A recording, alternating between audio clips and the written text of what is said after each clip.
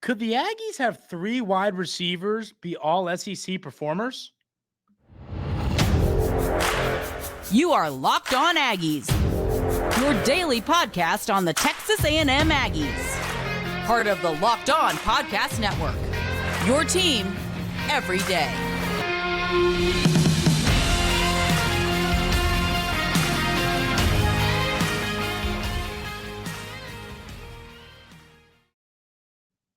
Welcome on in the Locked On Aggies. I'm your host, Andrew Stefaniak. Thanks for making Locked On Aggies your first listen every single day.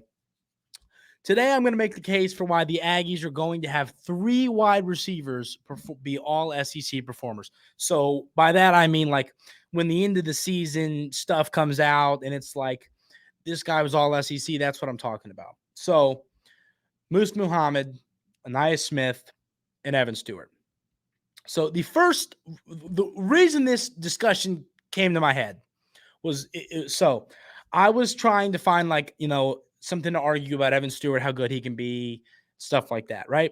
So I find a list from College Football Network, and they do a lot of good work over there. I like reading their stuff, and it was their best receivers in the SEC, right? So I get on there, I get to scrolling, and I go, Evan Stewart at 10? Are you kidding?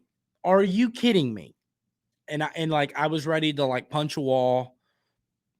You know, I would have. I was ready to punch a wall. And the reason I stopped is because I remembered I said, Andrew, this wide receiver room is one of the best in the country. If, definitely you could argue the best in the SEC. That's how good this room is. So, when I was going to argue something for Evan Stewart, everybody that listens every day, all you everydayers know how much I love Evan Stewart. I think he's going to be a stud. I think he's going to be a monster in the NFL someday. But, I have to remember this is a deep room full of talented players. So 3 guys I think could be all SEC performers. And I think actually it's kind of funny. I think they're holding each other back, and that's a legitimate statement. I think that all 3 of these guys could put up one could be first team and then a couple second team, or 2 second team, 1 honorable mention. I wouldn't be in any way surprised if all, and that's genuine. That a lot of times, make the case for why the Aggies win the national championship. That's stuff I do. It's, my job is to make cases, make arguments, and thought provoke and talk about this stuff. But this to me could become reality. This is not bringing up a topic to have a conversation about this team. This could be a reality to me. I truly believe that that's how good this wide receiver room is, that you could have 3 guys be all SEC performers. So Muhammad, Smith, and Evan Stewart. And so on that list, this is what's so funny. This is what made me have this idea was I'm like Evan Stewart at 10, and I'm punching stuff. And then I go, well, Ainias Smith is 5. And Muhammad, I think he was 14. So that's my point is you have 3 top 15 wide receivers in the SEC. That is elite.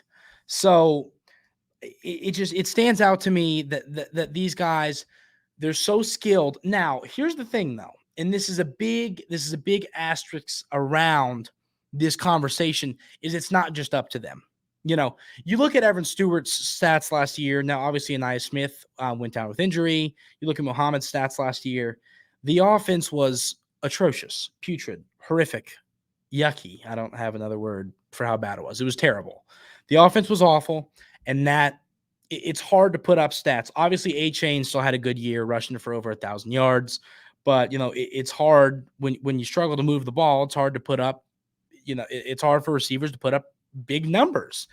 And I think the step forward the offensive line and Wegman at quarterback are going to take is going to lead to these guys putting up better numbers. So, I'm trying to think I've been trying to think about what a season to get you second team all SEC would look like. But I mean, I think if each of these guys had 700 plus yards, I think that's pretty safe. If you found a way to have all 3 of these guys have 700 plus yards, which is realistic. I mean, that's 2,100 passing yards. That's not, obviously tight ends, other people are going to get yards too, but that's not, if I told you every receiver of these 3 would have 700 yards, I don't think that's a crazy take. And I think my point is if 700 yards, if all three of these guys had 700 receiving yards and handful of touchdowns, I think these guys make an all SEC team. So, like I said, normally when I make these takes, they're supposed to be thought provoking and this and that, but this is truly just, I hope it's still thought provoking, but this is truly just, I think this could become reality. Evan Stewart, skill wise, is one of the best wide receivers in college football. And, Ainias Smith, he just does so much. He does so much to help your team. He can run the ball if need be. He can get handoffs. He can get the screenplays, the bubble screen. He can do anything. He can do anything he's called upon. And then Muhammad's ability, some of his catches last year against LSU are just like, wow, man. Just wow.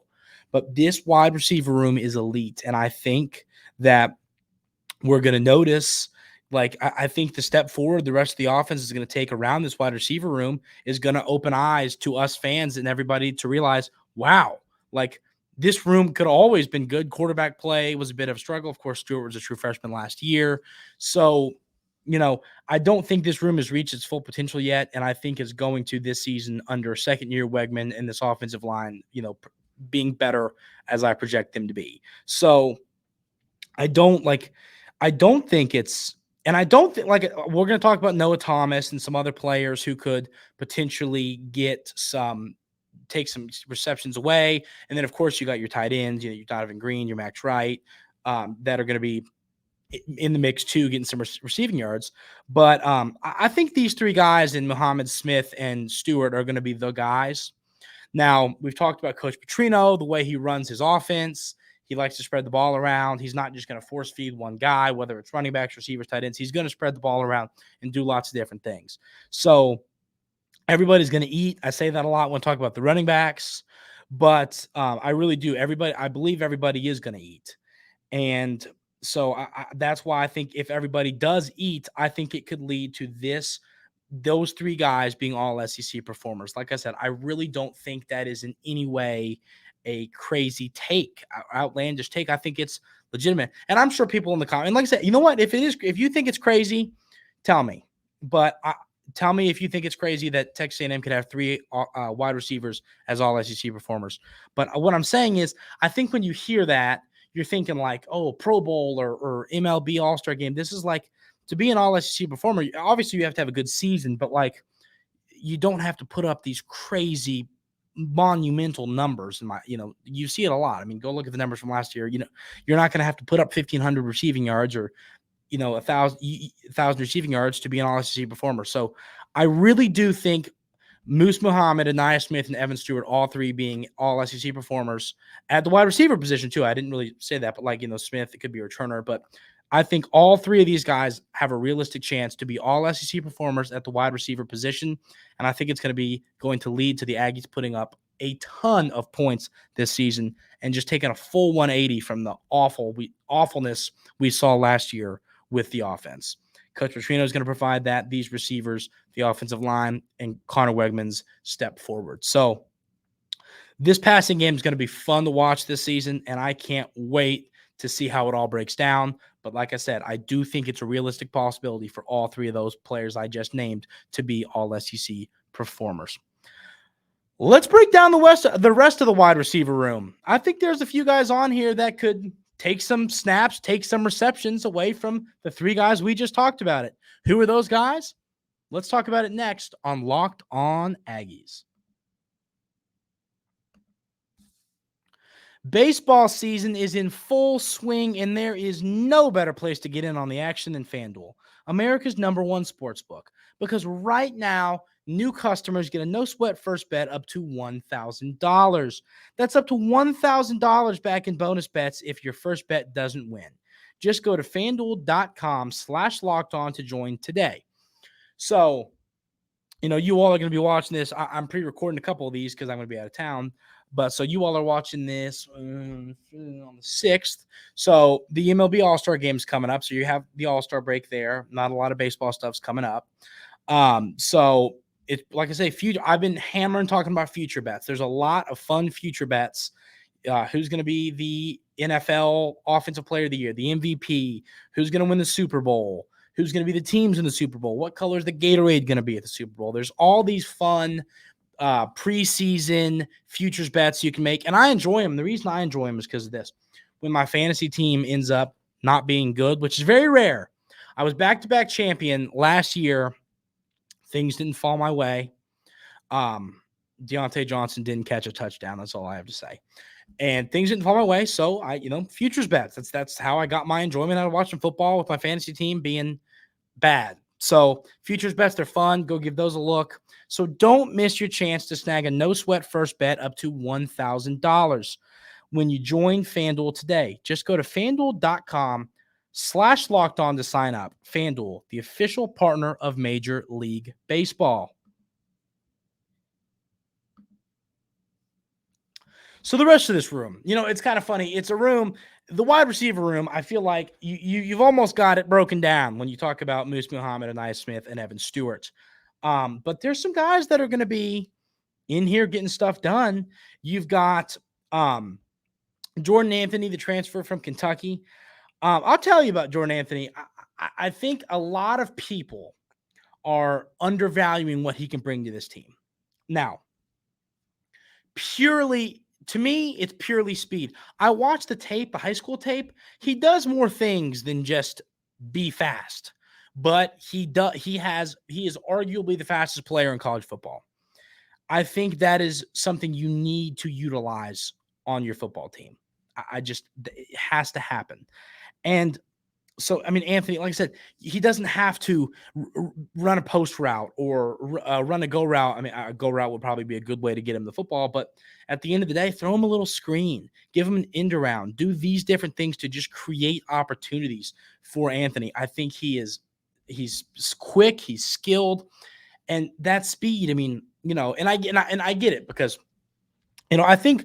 And I say that people feel this way or think this way. This is how I think. So if you all don't, then that's okay. But the way I think about a really fast player is like in your head, it's like, well, they're the fastest of the fast. Nobody can stop them. But then you remember, it's like, well, these SEC cornerbacks are, pretty dang fast too. Jordan Anthony might have a step on him, but at the end of the day, if you play smart defense, you can kind of bottle somebody like that up. But there is a way to use his ability on the football field. I'm not saying it's as a possession receiver, anything like that. I'm saying it's strictly a downfield threat or someone that you just create opportunities for. Get the football in Anthony's hands and let him go. He reminds me of a player, one of the more recent speedsters like this. And it's kind of funny because they never pan out in the NFL. So a recent one is a kid who went to Auburn. What was that dude's name? Anthony Schwartz. That was his name. He was lightning in a bottle. You got him the ball and he was gone. He got drafted to the Browns, I think, and his NFL career never really panned into anything much. But his college football, he scored a lot. He ran the ball a lot. He got into the end zone. He was just faster than everybody. And I think Jordan Anthony could do similar things just because of how fast he is. So, people who don't remember him, go watch the tape. The role I'm talking about Jordan Anthony having is a similar role to that Schwartz kid that played at Auburn. I don't even remember when, but back in the day. So Anthony Schwartz, go watch that tape and you'll see what I'm talking about in relation to Jordan Anthony. I think he can be used in a similar way, but it is funny how players like that don't seem to pan out much in the NFL. It's like that John Ross. I think he went to Washington and he, at one point, I don't know if he still holds the 40-yard dash record, but elite speed, gets drafted by the Bengals and never does anything he's heard his whole career awful. So it seems like these speed demons, there's a way to utilize them, but they're just not wide receivers. And I think that's what you have to look at Anthony as. He's a guy that can just move the ball upfield with his legs. He's not going to be a guy who you're going to throw a slant to on 3rd and 7. He's going to be a guy that you throw a bubble screen to or give an end around to on 1st and 10 or 3rd and 17, let him work some magic. So Anthony's a guy I think is going to play a role for this Texas A&M wide receiver room. I don't think it's going to be huge. I think it's going to be a couple snaps a game. I'm truly, like, if you told me he had 30 snaps on the season at the end of the year, I wouldn't be surprised. The other guy is Noah Thomas. Now, Noah Thomas is going to be out on the field. Big body wide receiver. I talk about every day how much I love big, tall wide receivers. And that is exactly what Noah Thomas is. He brings size. He brings the ability to win 50-50 balls. He brings a red zone target that is hard to match because of how big he is. So Noah Thomas, and he's another reason you want to talk about pushback to my argument that the Aggies could have 3 all-SEC wide receiver performers. Noah Thomas could be the person who ruins that, because if he has this kind of breakout that many expect him to have, he could take some snaps and some receptions and some yards away from Muhammad, Smith, and Evan Stewart. So Noah Thomas could throw a wrench in the plans I'm talking about. And if he does, I'm not upset about it, because his upside is like, if here's the roof right here, here it is, and here's his upside. It's way above it. So, his upside ceiling is through the roof. He's a guy who, big, tall receiver, can win a 50-50 ball. You can throw him a little, what's that called?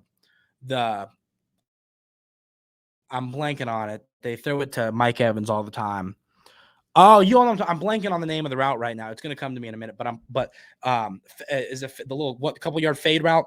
Yes, there you go. So I think they could use Noah Thomas in that way, and I think that would be a great way to use him. So he's gonna have some snaps. He's gonna get the football. Same with Anthony. Now I think Noah Thomas ends up playing a way more significant role than Jordan Anthony does. But I just wanted to talk about Anthony because I do think I think it would be crazy to not use his ability somehow on the football field. And I think the coaching staff is going to do that. So, but then Noah Thomas, I think he's the guy that can be more of your that's the guy you throw a slant to on 3rd and 7. So Jordan Anthony, Noah Thomas, great players. There's a couple more young guys mixed in. We're going to talk about the future here in a minute. But I do feel that this wide receiver room is in a good spot for a long time. It's thanks to some recent commits, thanks to some other, thanks to the youth of guys. I mean, Stewart's going to be here for this season, next season. So I think the future's bright for this wide receiver room. But yeah, the future's bright for this wide receiver room. And I think this season, with the likes of Muhammad, Smith, Stewart, Noah Thomas, I think this is going to be one of the best wide receiver rooms in college football, and they're going to prove that early and often in the 2023 football season. Let's talk about the future of this Texas A&M wide receiver room. I think it is bright as can be.